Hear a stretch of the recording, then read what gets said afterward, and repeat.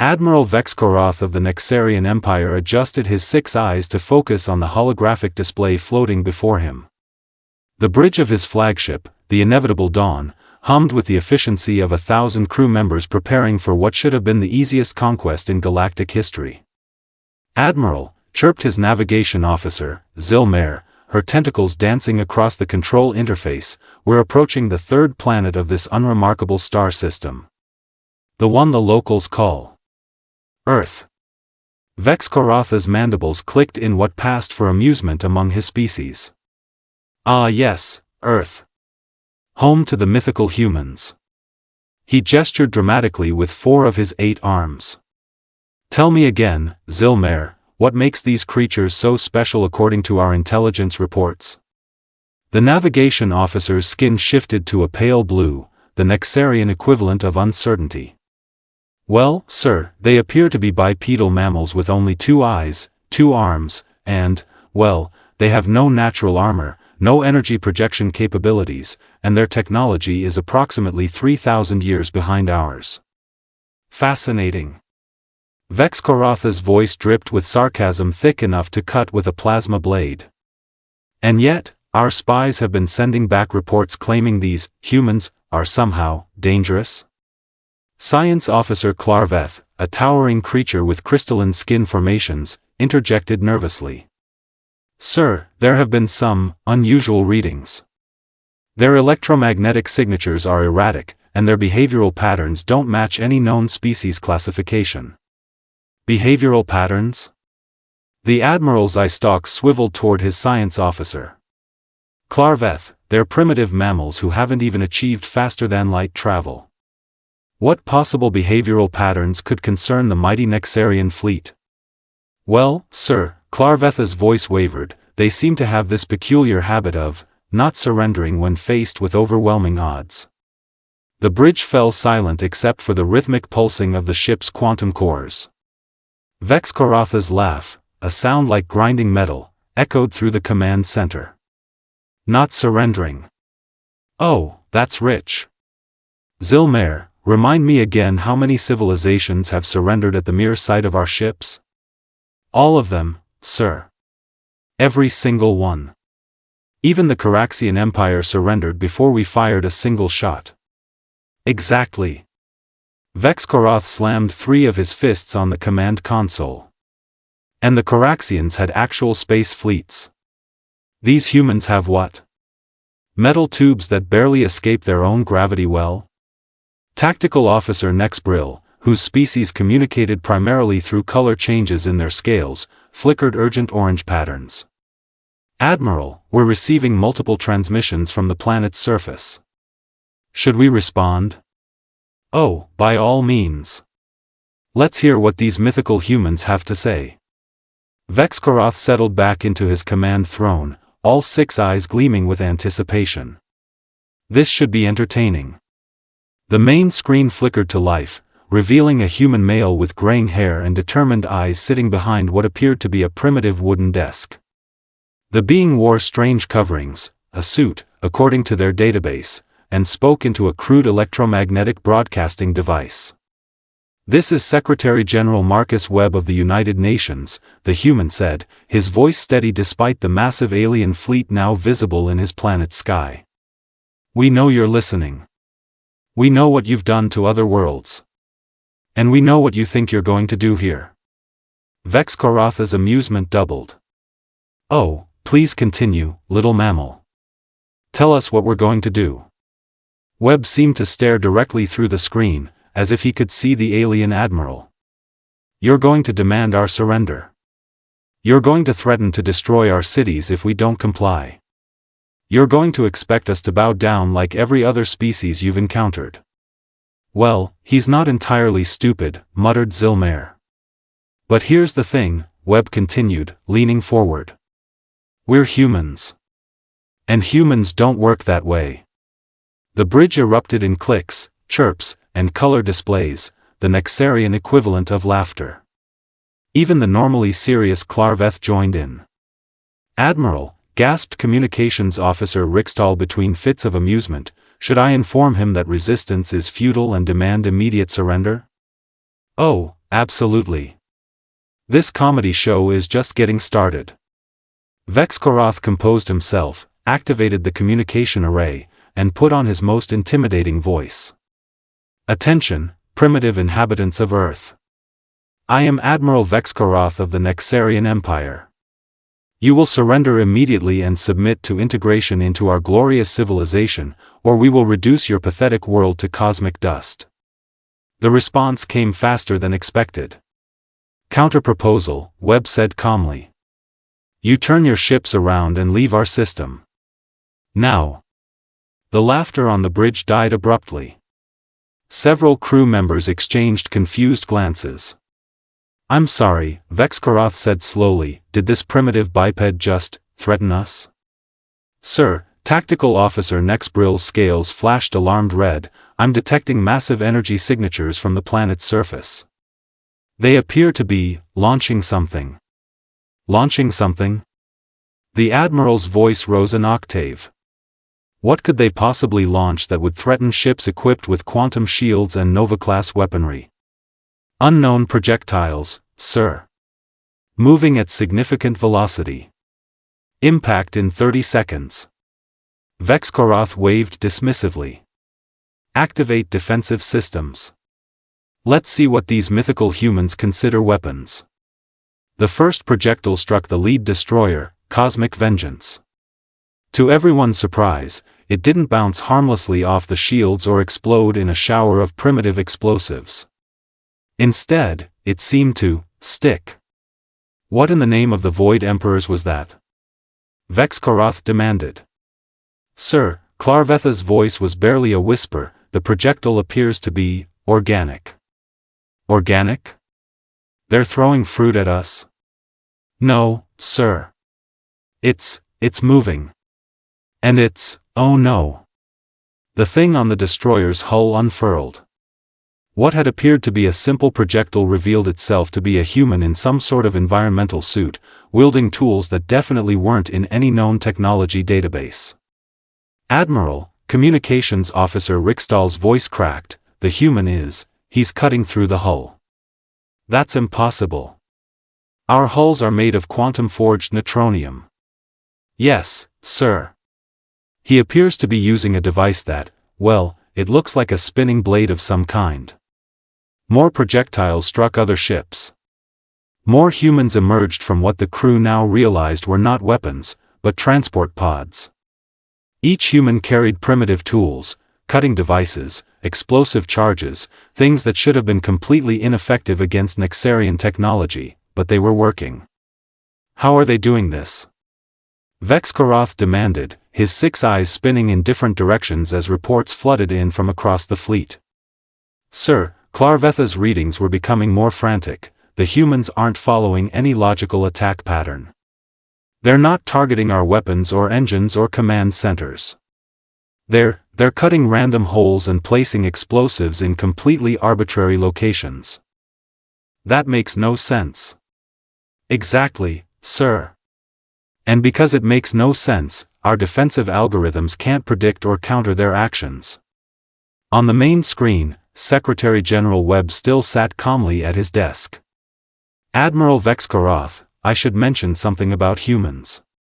We're not just stubborn. We're creative.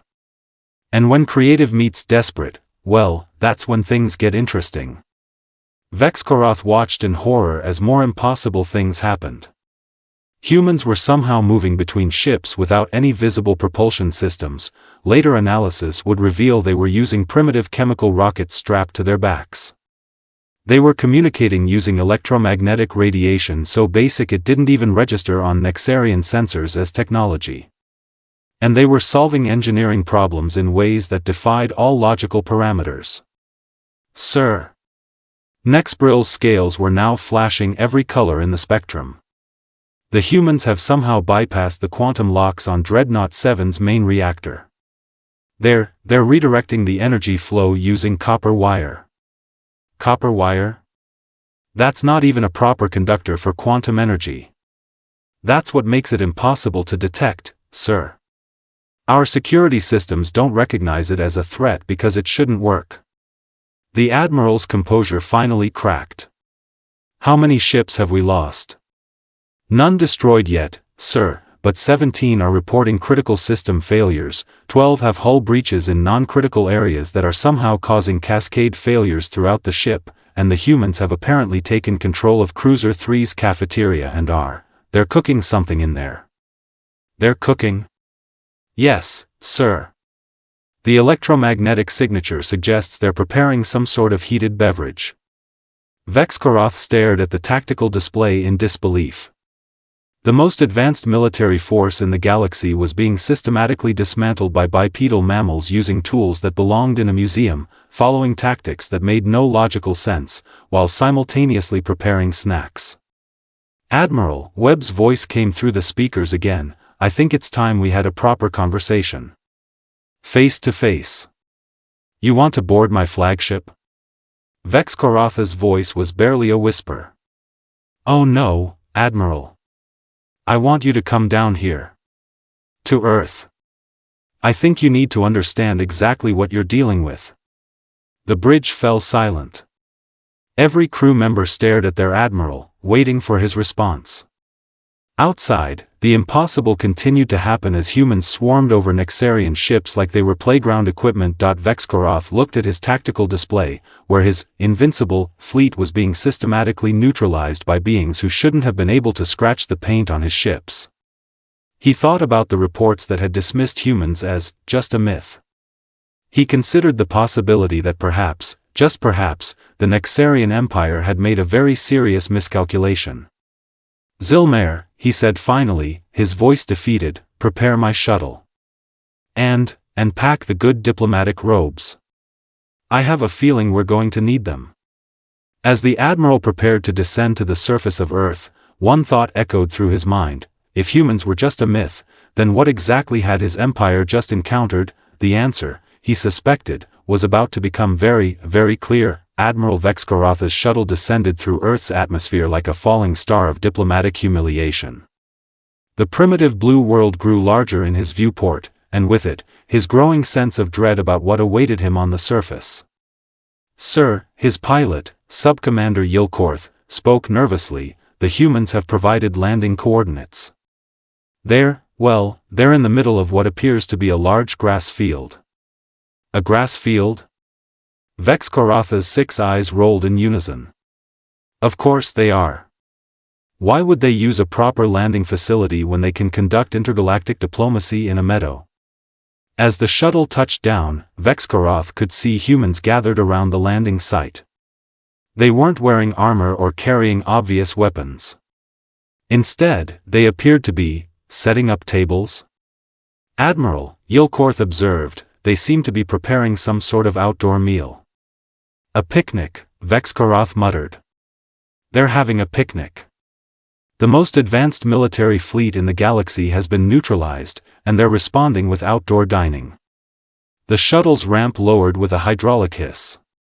Vex-Korath, wearing his finest diplomatic robes and accompanied by 2 guards, stepped onto the alien grass. The sensation was odd. Soft. Organic. Nothing like the metal decking he was accustomed to. Secretary General Webb approached, flanked by several other humans. To the Admiral's surprise, they were all smiling. Admiral Vex-Korath, Webb extended his hand in what the ship's database identified as a human greeting gesture. Welcome to Earth. I'm glad you could make it. Vex-Korath stared at the offered appendage suspiciously. You realize, Secretary General, that your species has just committed acts of war against the Nexarian Empire? Acts of war? Webb's eyebrows raised. Admiral, we haven't destroyed a single ship or harmed a single crew member. We've simply borrowed some of your equipment. Borrowed? One of Vex-Korath's guards, Captain Morzik, interjected. You've taken control of 17 vessels. A human woman with short red hair and an infectious grin stepped forward. Actually, it's 23 now. I'm Colonel Sarah Murphy, by the way. We've been having quite a lot of fun with your ships. Fun? Vex-Korath's voice climbed several octaves. You call this fun? Well, yes, Murphy continued cheerfully. Your quantum locks were an interesting puzzle. Took our engineers about 6 minutes to figure out they could be bypassed with a simple electromagnetic pulse generated by, a household microwave oven. That's impossible. Admiral, Webb gestured toward the picnic tables, why don't we sit down? I think there are some things about humans you need to understand. Reluctantly, Vex-Korath approached the tables. His guards remained standing, their weapons ready, though they seemed increasingly uncertain about what exactly they should be prepared for. First, Webb began, settling into what appeared to be a folding chair. Let me explain something about human nature. We're what you might call adaptive. All species adapt, Vex-Korath replied stiffly. Not like us. A new voice joined the conversation. An elderly human male with wild white hair and excited eyes bounded over to their table. I'm Dr. Kevin Harrison, theoretical physicist and, as of this morning, expert in Nexarian quantum technology. Expert? Captain Morzik scoffed. You've had access to our technology for less than 6 hours. Exactly. Dr. Harrison's enthusiasm was almost manic. 6 whole hours. Do you know how much a motivated human can learn in 6 hours? Especially when we're reverse engineering alien technology while our planet is being invaded? Vex-Korath felt something cold forming in what passed for his stomach. What exactly are you saying? Webb leaned forward. Admiral, in the time since your fleet arrived, we've not only figured out how your ships work, we've improved them. Improved them? Colonel Murphy pulled out a small device that looked suspiciously like Nexarian technology, but different. Your quantum shields are impressive, but they have a fundamental flaw. They're designed to repel energy attacks and kinetic projectiles. They're not designed to handle someone who walks up and politely asks them to open. That's ridiculous. Quantum shields don't respond to verbal commands. They do if you modify the frequency resonance to match human vocal patterns, Dr. Harrison chirped happily. Took me about 40 minutes to work out the math. Another hour to build the modification device, and voila. Your shields think we're authorized personnel. Vex-Korath's world was tilting sideways. You can't just modify quantum technology with primitive tools. Can't we? A young human woman approached their table, carrying what appeared to be a Nexarian plasma rifle that had been extensively modified. I'm Lieutenant Jessica Park, weapons specialist. We've been making some adjustments to your arsenal. She pointed the weapon at a nearby rock and fired. Instead of the expected plasma bolt, the weapon produced a stream of water. We turned your plasma rifles into super soakers, she explained with a grin. Much more fun, and nobody gets hurt. You vandalized our weapons. We improved them. Dr. Harrison protested. The plasma generation system is now 60% more efficient. We just redirected the output through a hydration matrix instead of a destruction matrix. Webb pulled out a tablet and showed Vex-Korath a schematic. Admiral, while you were descending to meet us, our teams finished analyzing your entire fleet.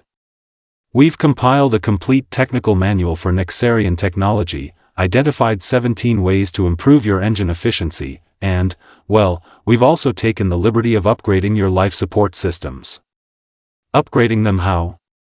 Better air circulation, improved lighting, and we've installed coffee makers on every deck, Colonel Murphy answered.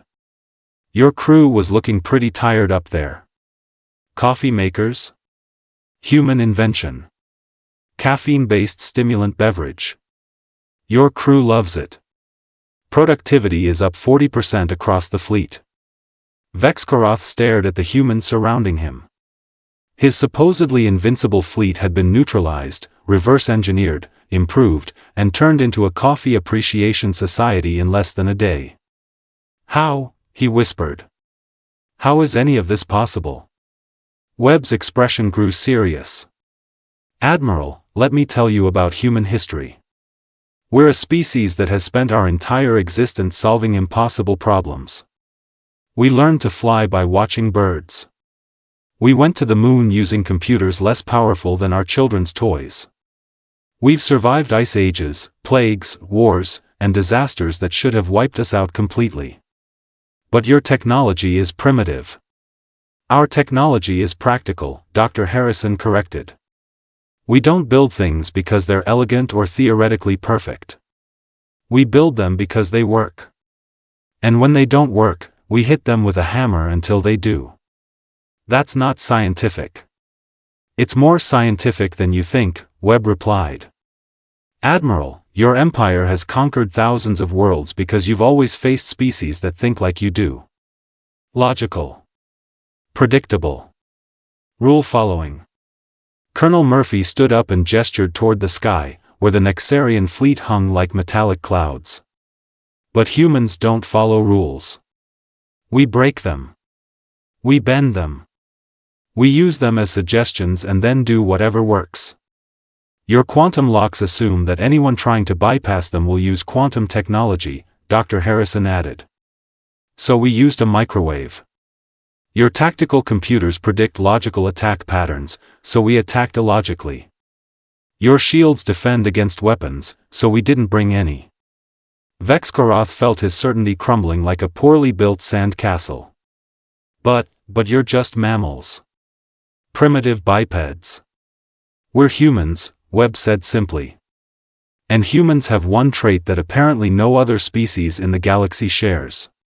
Which is, we don't know when to quit. As if to emphasize the point, Lieutenant Park's modified weapons suddenly began playing music, a cheerful human melody that echoed across the field.